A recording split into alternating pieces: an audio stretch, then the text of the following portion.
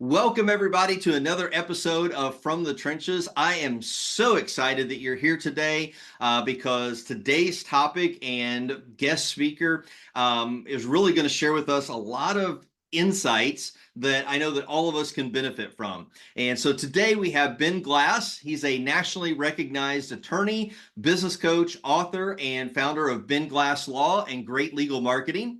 But he's not going to talk to us about legal stuff today. Stay tuned for what he's going to share. But he's got over 3 decades of experience practicing injury and disability law. And he's built a successful law firm dedicated to helping the sick and disabled navigate complex insurance claims. However, he's also a leading figure in the legal marketing field. He's coached thousands of lawyers on how to build thriving practices while maintaining a balanced life. There's a hint for what we're going to be discussing today. So Ben was born and raised in Annandale, Virginia. He graduated from the College of William and Mary and earned his law degree from George Mason University School of Law. He's a father of 9, a dedicated soccer referee, and I just saw that he was refereeing this past weekend. And he's also a CrossFit enthusiast. Ben's innovative approaches to law and marketing have been featured in various media outlets, including the Washington Post, Newsweek, and USA Today. He's also the host of the Renegade Lawyer podcast, where he shares insights and strategies for success in law and business. Ben, welcome to today's podcast. Scott, thanks for having me on. As you and I were riffing a little bit before we went live, like it's a hot time of year where you are. It's a hot time. I'm in the Washington, D.C. area, Northern Virginia. I guess it's appropriate because it's the end of August and now time to turn to the fall. But yeah, thanks for having me on. I mean, there's a nice introduction. You know, Dan Kennedy got me involved in this book because I'm a busy guy. Yeah. So this is going to be interesting. So obviously Ben's got, his background is in law, but he has a lot more expertise that he can share. And obviously that's what he's been doing with lawyers for the past, quite a few years. And so just recently, Ben partnered up with Dan Kennedy to publish a new edition of a book called No BS Time Management for Entrepreneurs. And I've read the first edition of that book. I still have to read the second edition that Ben co-authored. It's on my shelf to read. But when I read that first edition of the book, there was a lot of really contrarian type of ideas. It's like, can I really do that, in my business? Is this really going to help me? But as I went through and I started implementing some of the things that Dan was suggesting in that book, it made a difference in how much I was able to get done and how I was able to really have a pretty good work-life balance, right? And I know that, before we actually started recording this episode, you shared that first edition of the book really made a difference for you. And then, of course, now you've been invited to contribute to the second edition here.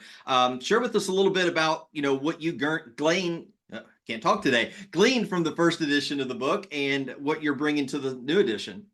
Sure. Thanks, Scott. So this is the 4th edition, actually. The 4th, okay. The first edition did change my life. When I read it on vacation, I ran to a phone booth. So that tells you how long ago it was. Called my office and saying, we're not doing any more unplanned inbound phone calls. And they said, no, that'll never work. You're a lawyer. Like, people call, we need to talk to them. I go, well, we'll talk to them, but we're just not going to talk to them like when they call and I'm in deep work. I may be working on something for you, Scott.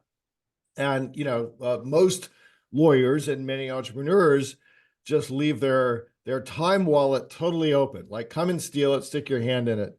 And so there's a lot there. So this book is for your audience. It's for the guys and gals who are running businesses, the entrepreneurs of the world, who literally have to go out, kill something and drag it back to the cave every week so that everybody can get fed.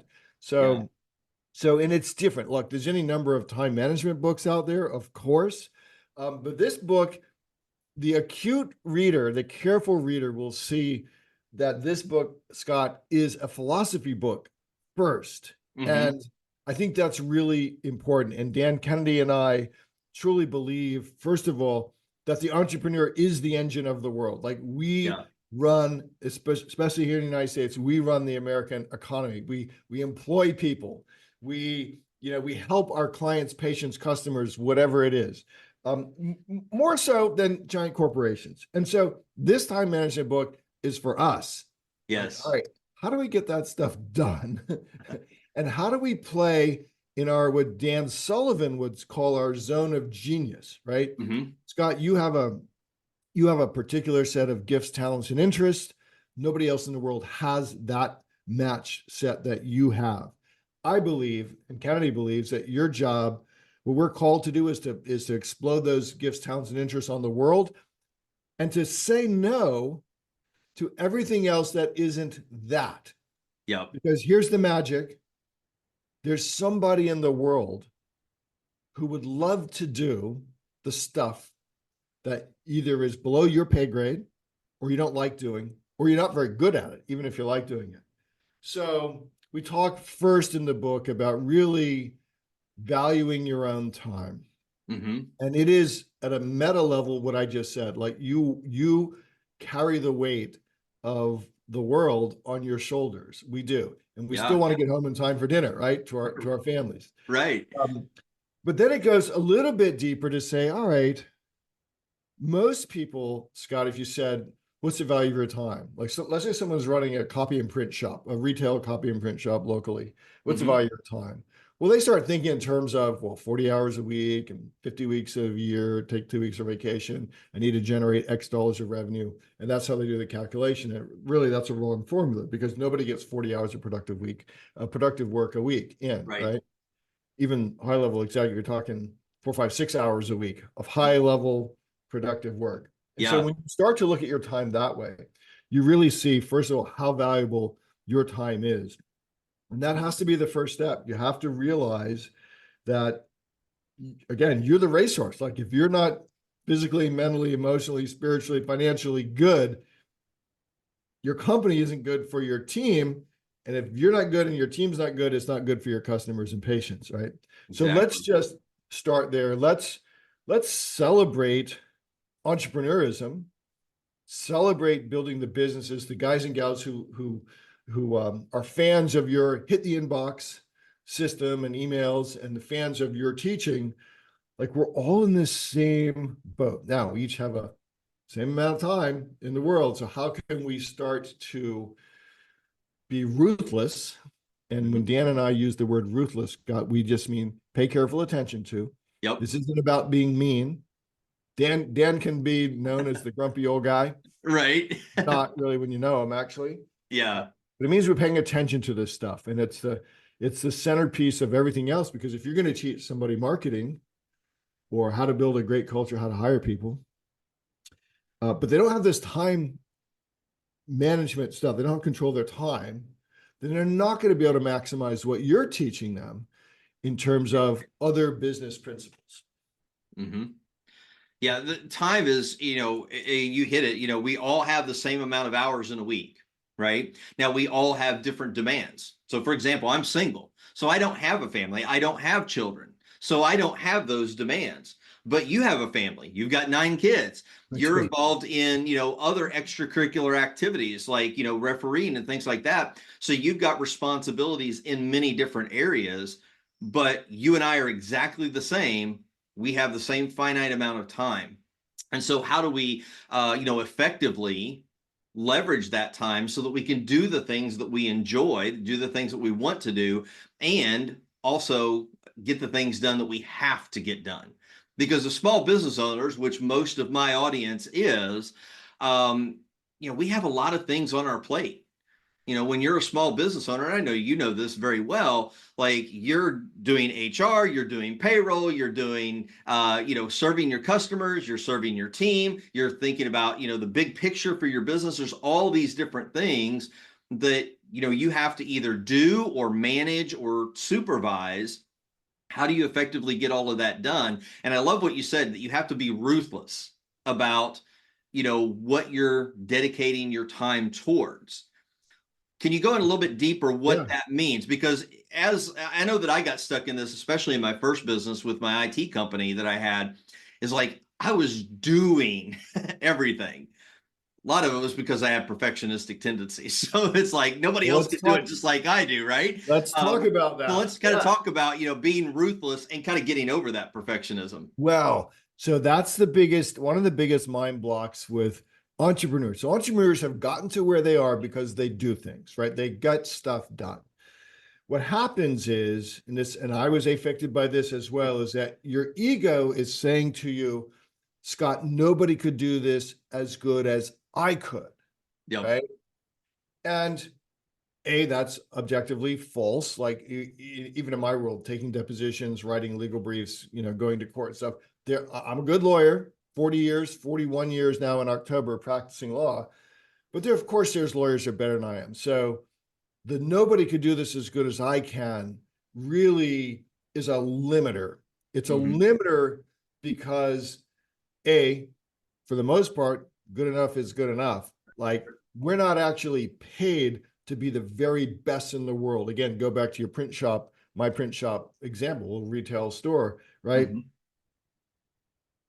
You need to be excellent, I think, at making the customer really happy and thrilled and want to talk about you, right? So Mm-hmm. let's do that. But all these other things you might be good at, bookkeeping, ordering, designing, social media stuff, we have to let go of the vine, right? We Yeah. have to give that off to other people for whom you would light their world on fire. Mm-hmm. Um, and the thing is that today, Scott, it's a worldwide economy. So in Yeah. the law firm, for example, we have about 23 employees. Today we have 6 work full time for us in the Philippines. In a Okay. terrific, beautiful win-win relationship where they're making more money working for us than they would in the local economy. Mm-hmm. They're hired because they're really good at the different things that we have them do, right? Right. Specifically, we went out to find a social media expert, a records collection expert, an executive assistant expert.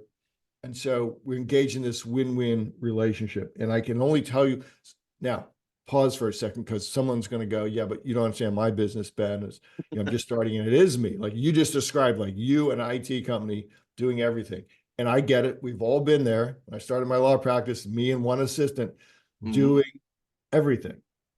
All I can tell you is that the faster that you can get the mind block out, oh, makes more sense to have someone who actually knows how to put postage on an envelope, go do it, than for me to try to figure out the darn machine again. Right? Right. A little thing like that. Silly example. Hopefully people remember that. The faster you'll be able to move forward, and the more frequently, Scott, you'll be able to play in your zone of genius. Because even in your IT company, you were good at a lot of things. You were competent. You were at least competent at a lot of things. I'm sure Mm-hmm. that you were not great at everything, Right. right? But there was something in that IT company that you were great at. Maybe it was customer acquisition. Maybe it was closing the sale. Maybe it was figuring out the technology. Now imagine if you get to play in that space all day long in whatever is your zone of genius. That's what we're building here. And it Mm-hmm. starts with, you know, the second thing after figuring out the value of your time is doing an honest audit of your time, which is, and this is hard to do, but it's a worthwhile exercise, Scott, is every day for 5 days, but no one can do it for more than 3, really, in 15-minute increments. What did I just do? What did I Mm-hmm. just do? What did Yeah. I just do? Okay. And you'll start to see, oh my gosh, Ben's right. First of all, I only got 90 minutes of productive work in all day, right? But a lot of the things I did, somebody else who's below my pay grade could actually do this and allow me to work. My zone of genius in the law is helping clients creatively solve their problems or look for opportunities. I Mm-hmm. coach lawyers as well. So my zone of genius there is really inspiring them to the next level and helping them find the best IT vendor, the best web vendor, all that stuff. So, Right. I mean, I can talk on this a long time, but I think that the exercise to participate in for our listeners here today is to take some time and just sit down with a notepad and do some deep thinking about how your time is spent Mm-hmm. and what would be perfect for you. Like what is the thing that you'd really like to be able to spend all of your time in or most of your time in the business? And then just know that there's somebody either locally or regionally or in the United States or somewhere across the world who would love to come work for a smart guy or gal like the folks who are listening to this podcast. Yeah.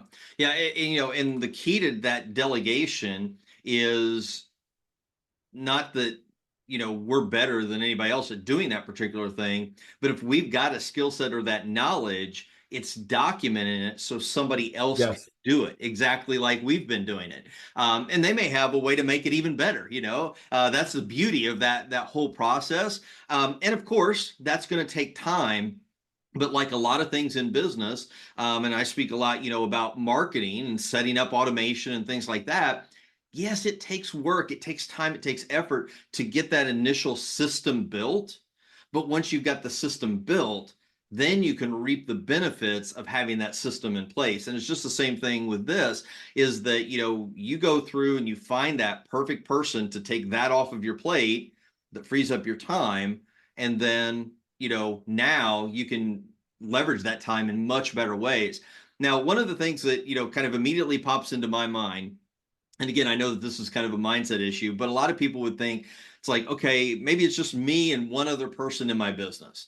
And, I want to go out and hire a social media expert or somebody to take a task off of my plate. I don't have the money for that right now. What's kind of something that we could use to overcome that objection? Because we know that we need to hire that help, but we're looking at the bank account and be like, there's not enough money here to pay that person. Do you have any ideas on that? Well, the mistake that so many people make, Scott, is when they think about hiring the next person, let's just say you hire someone that maybe will cost 30K in a year. They start to think, I don't have 30K. We don't need 30K today. Right. We need to break it down and say, well, how much is it each day that I hire them? Number one. So really breaking it down and doing a calculus to say, gee, if I'm selling flowers, I own a flower shop, let's just say, and I Mm-hmm. get someone who can do social media that can bring 2 more customers in a week. Are we net positive on that? All right. Yeah. So yeah, I mean, if your business is so thin and so new, and it's kind of rare, like everybody kind of can start there, Mm-hmm. Scott, where we really literally don't have money, but there's we've hired teenagers, college students to say, I can't afford to pay you a lot back in the day. Right. I can teach you a skill that you can go and sell to someone else. I'm going to teach you social media. Here's how I do it. Mm-hmm. You find someone who's already interested in social media and you give them the opportunity to build their portfolio. Now, a lot of places in America, they get all upset about like free interns. I think the upset part is BS. It's like, no, this is a win-win relationship, right? So I Mm-hmm. help someone build their portfolio. They do some things for me. They can go Yeah. out and now take that, what they've done for me, and they're learning, right? So there's the principle would be to look for a win-win relationship there and understand that the world is big.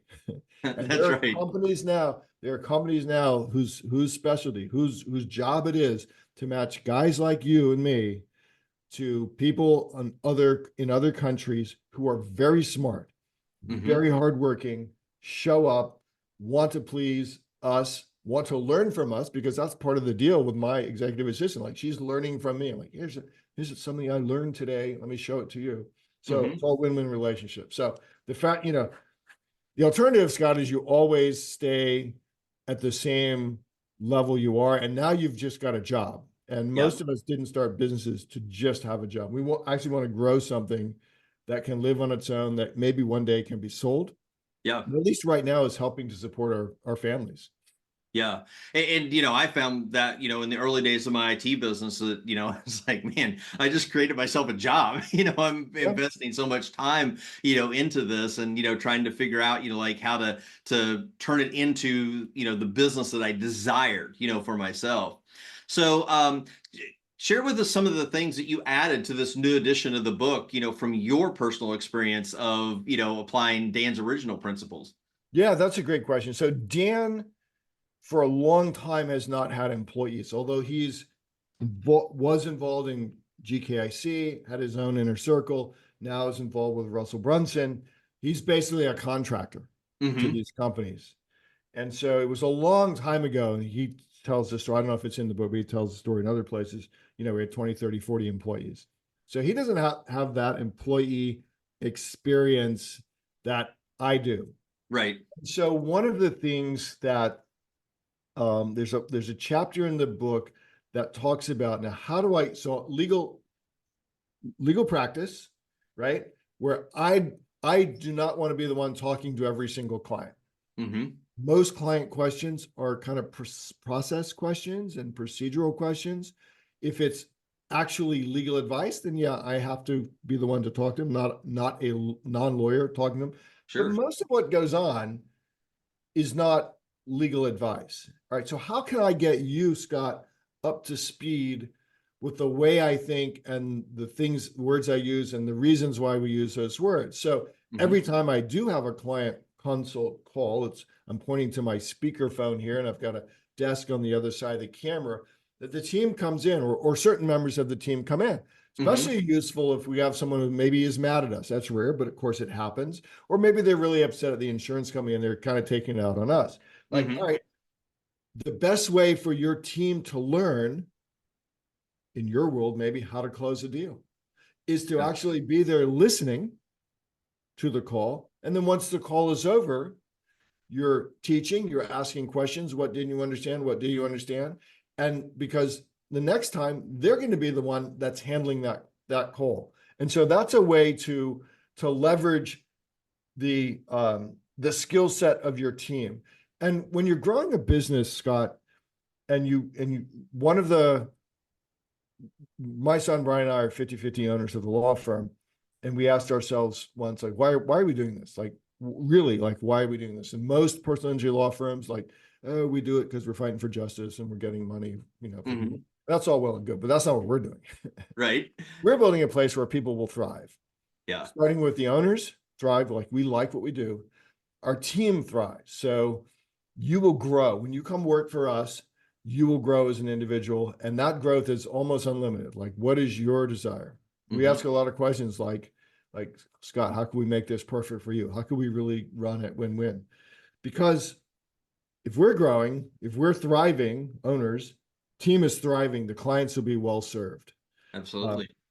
So that's why that particular strategy is so important. We talked about no unplanned inbound phone calls, but let me tell you why that works. Because again, business owners seem to go, no, like when a customer calls, I got to talk to them. Great. Customer calls, you don't know why they're calling. Yep. You're probably working on something else because you're not just twiddling your thumbs at your desk, right? And the customer may have a question about their case or their contract or whatever it is. So that's a totally screwed up environment, right? Yeah. You're not prepared. They have not been vetted to see, does Ben really need to talk to them, or is just a process question that someone else needs to talk to them? So we began scheduling calls.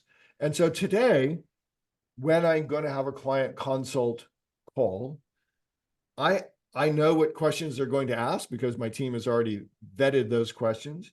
I have the documents in front of me that I have reviewed before the call, so I can give the answer. I can give the best answer because I have the most information, and I'm ready for the call. And the client in our case is ready for the call, and so now we have a very effective call. Yeah. People say, "Well, you don't understand my business." I'm like, I understand lots of business because I coach small businesses here in Northern Virginia. I've coached thousands of lawyers, for 20 years at Great Legal Marketing. Like no business is different. This is a customer enhanced benefit. You can reach Ben. It just won't be when you want to necessarily give a call, but we'll talk to him within usually that day, maybe within the next 2 business days. So that's easy. That's something anybody could implement. The other thing is cool strategy is, and Kennedy taught me this in his first book. And of course, I was a member of Dan's Titanium Mastermind group for a number of years. And it's the whole concept of time blocking, which is to say, I don't have a to-do list anymore. So let's just say I'm having a conversation and there's something now that I have to do. I have to get it done. It will go on a little white pad for a moment, or maybe till the end of the day. But then, Scott, I have to find a place on the calendar to put that. Otherwise, my brain is going to be worrying about it at night. Like, did we plan time for this? Right. And so everything has to be scheduled. And here's what this does for you. First, most people will, if they do this exercise properly, Scott, they'll say it didn't work. I didn't have any place to put it on my calendar. Mm-hmm. And I said, well, actually, it's working then, right? Because it's showing you that you have too many things to do. And if it won't actually fit in your calendar, and it's easier today because we have electronic calendars, right? If it won't fit in your calendar, how do you think you're going to get it done just by random? Right. Yeah. Here's the problem. Here's the problem with this is that we then steal time. So entrepreneurs, what do? They go in early, they stay late, they work on weekends, Yep. stealing from their loved ones. All right. Yeah. Stealing from their buddies that they've maybe promised to go play golf with or tennis or something. Yeah. And so the business gets put first because the entrepreneur doesn't have grip on his time. He just steals it, steals happiness out of his own life or her own life.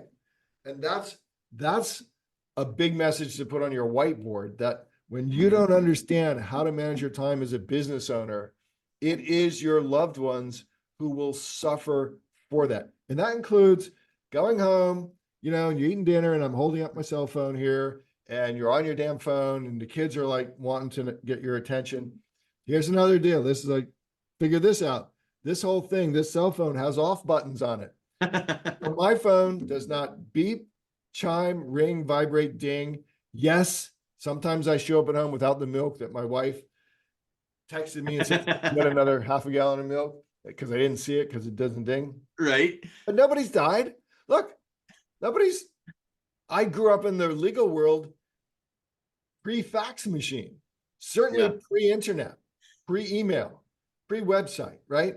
Yeah. If you wanted somebody, you called them or you mailed them a letter, right? So this whole instant communication thing, the world wants you to believe that it's absolutely necessary that you be on call 24/7. Yep. I think that's bad for your health. I know it's bad for your business, and I know that it is unnecessary for your business. So we talk in the book about eliminating distractions.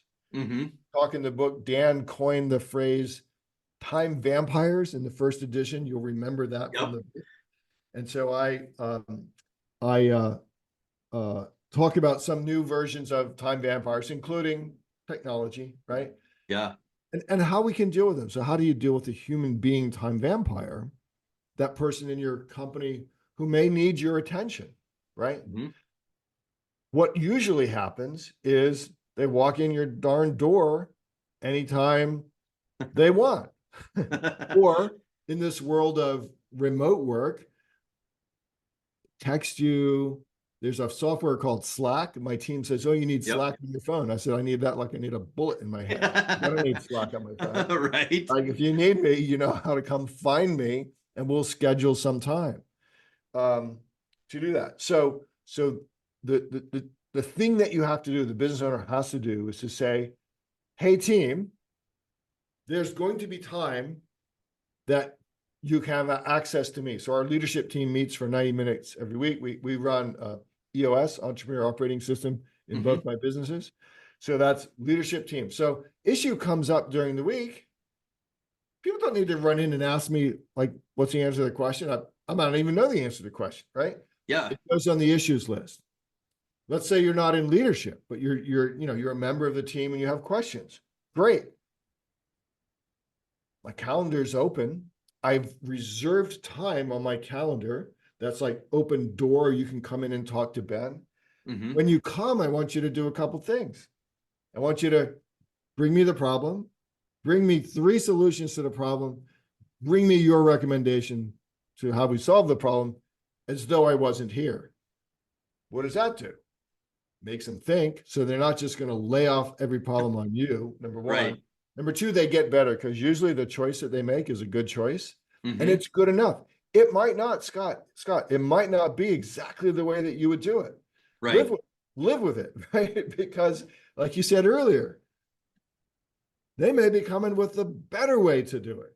Right. They're the ones that are dealing with the vendors, the clients in large part, the people that run around cleaning the office buildings and stuff like that. So they will probably have a better idea. This is all about letting EOS uses the phrase letting go of the vine, Gino Wickman. But it allows you to work, to do what you were born to do, which Yeah. is, I think, for most of us, think creatively about our businesses. Like, how am I going to get the next customer?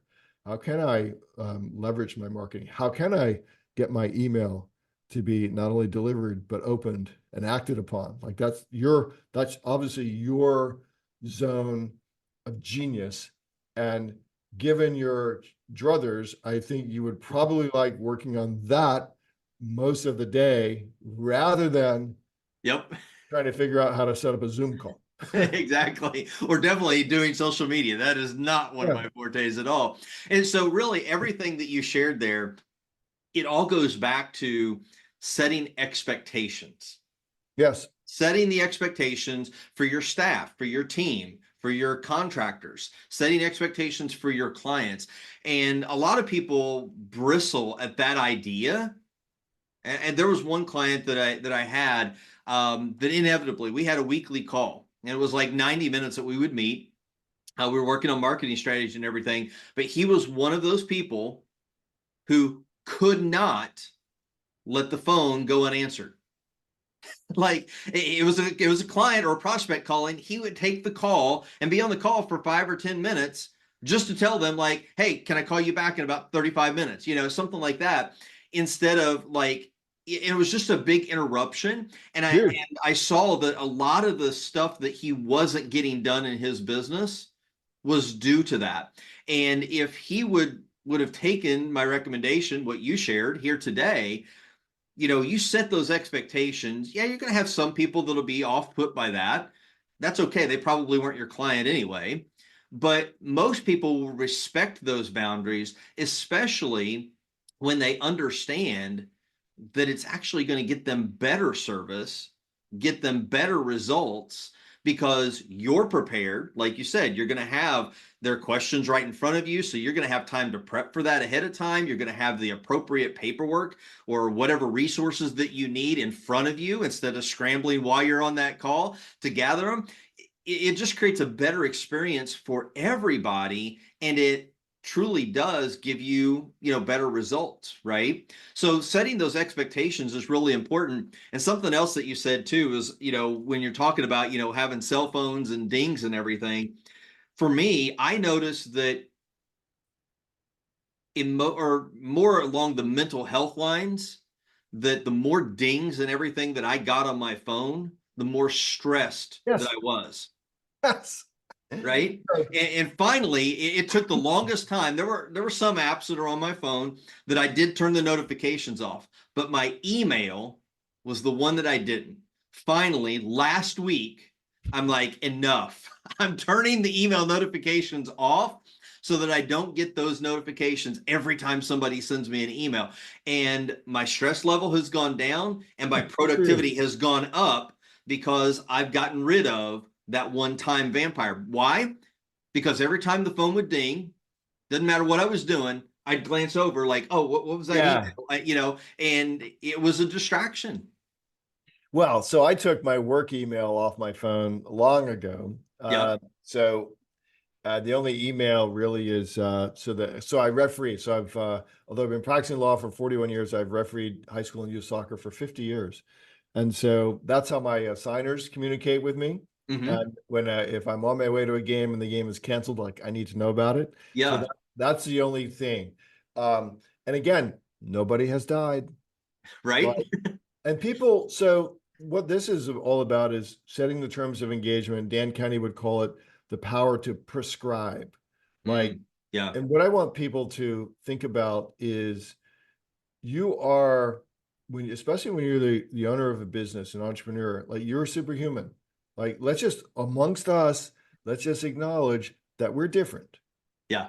We just are. And to your friends who are not business owners, like I don't think you walk into a party and say, I'm a superhuman, right? Yeah. But when we get into our mastermind groups, either with lawyers or I'm in what we call several mixed breed mastermind groups with different business owners, Mm-hmm. it's okay to say with a little bit of bravado, yes, we are superhumans. Like And it's, again, someone's going to be listening to this and they're going to go, well, Ben Glass, that sounds really weird, but I would bet they're not an entrepreneur, right? Right. Not someone who's going out to kill something to bring it home to the cave every week so they can eat it, right? Yeah.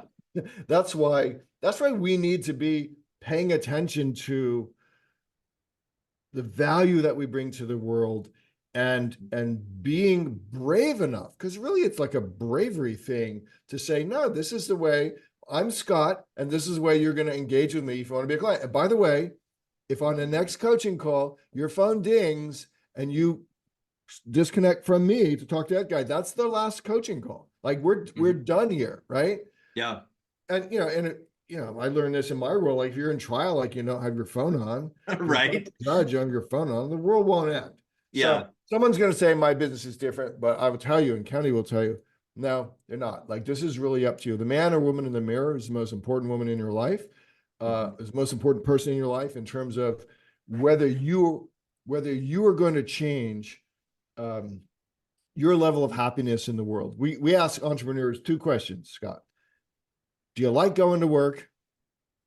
And do you like going home? Mm.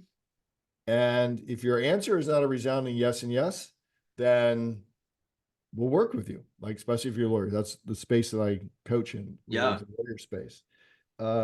But people need to answer that question honestly for themselves, and then work with people like you, people like me, who can look over their shoulder and say, here's something I saw someplace else, or here's a strategy that I've coached another person. And if you really want to change, this will help. This will help move your life. Absolutely. Yeah, I can, attest that, the first time that I read, the No BS Time Management book, I was like, man, there's a lot of this stuff that I can't do. This just won't work. Yeah. But what I found is that if I just take one nugget and I apply that and I consistently follow that strategy, that principle, there's a shift. And then I'm like, oh, wait a minute, that did actually work. Well, what's something else that I can try? How else do I need to free up some time or get rid of a time vampire, whatever that is? And then you can find ways that you can start adopting, many of those strategies. Now, you and I both know that the only way that you communicate with Dan is by fax. Right. Now, very few people have fax machines in this world, but that's the only way you're going to communicate with Dan. That probably won't work for most businesses. Like, I mean, if you asked all of your clients to only communicate with you by fax, there would be very few of them that could actually do that, right? But we don't have to do exactly what everybody else is doing. But like you explained, it's what are the terms of engagement that works for us, for the lifestyle, for the business that we want to have, and how can we get people to understand what those are and then adhere to what those terms are. And our version of that is you don't send Ben emails. Like you Yeah. have a case manager, you have a paralegal. They're be the ones going to know 90% of the answer to the questions, and they're the ones you communicate with.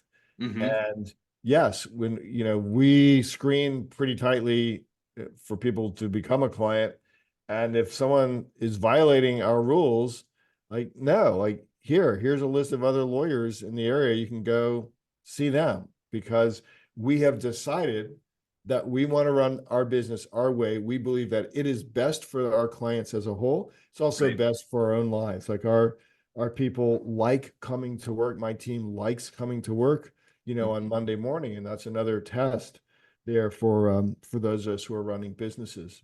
Yeah.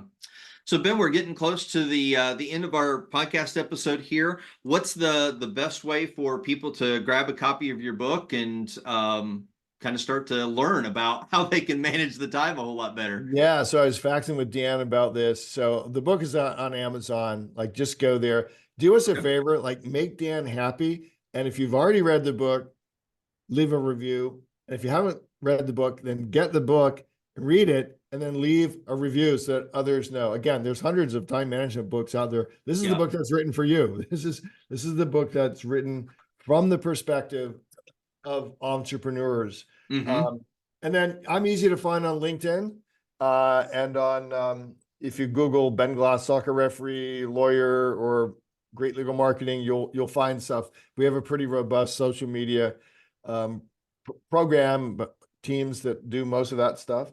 Fantastic. Yeah, and I like talking to entrepreneurs. I like talking to people who make a ding in their world, Scott, and who will actually go and do something. So, don't waste my time. But I'm happy to answer if people want to reach out. We actually have a program called Lunch with Ben. Dan thought this was crazy, but I can explain. Lunchwithben.com. Oh, cool. You just here's the fee. You just make sure the salad or the sandwich shows up in my office.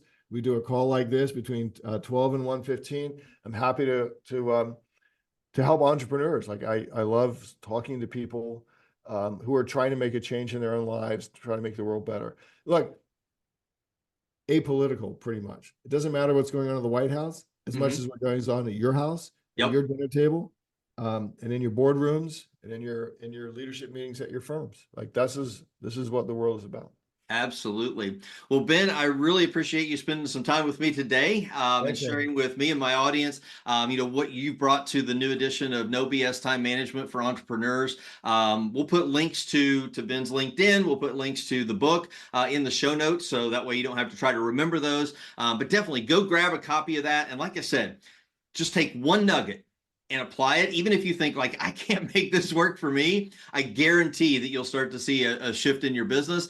Connect with Ben. I love the idea of Lunch with Ben. So lunchwithben.com. Obviously you can see here, here on this podcast that, Ben is just very approachable. He's very down to earth. He's got great ideas, lots of years of experience.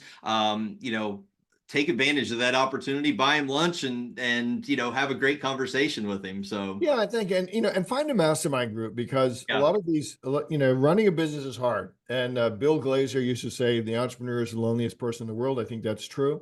So find a group locally or start a group locally. We just got other business owners who are like-minded, who can sit down and talk about some of the issues that we've talked about on the call today. Absolutely. All right. Well, we will see everybody on the next episode of From the Trenches, but thank you for joining us today, and check out the resources in the show notes. See you next time.